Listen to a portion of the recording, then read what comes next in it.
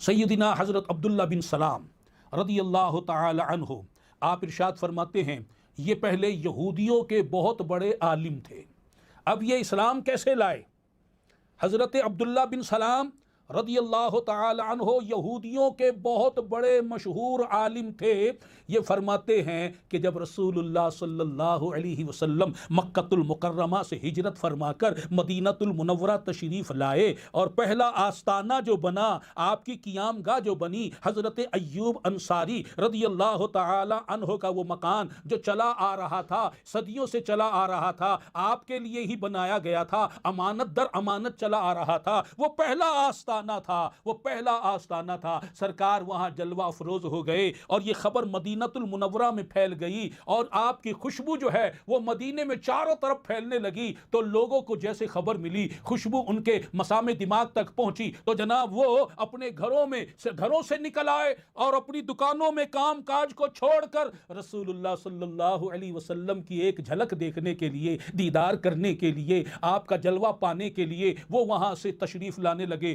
گھروں سے قافلے آ رہے ہیں، بازاروں سے قافلے آ رہے ہیں اور آپ کے دیدار کا جام پیا جا رہا ہے۔ سبحان اللہ، ان دیکھنے والوں کو بھی ہزاروں سلام اور وہ جلوہ دکھانے والوں پر کروڑوں سلام۔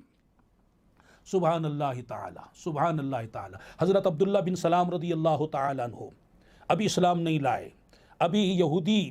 یہودیوں کے ہی عالم ہیں۔ آپ فرماتے مجھے خبر لگی، میں بھی چلا اشتیاق میں کہ جا کر آپ کی زیارت کا جام پیوں، اور جب میں آپ کی بارگاہ میں حاضر ہوا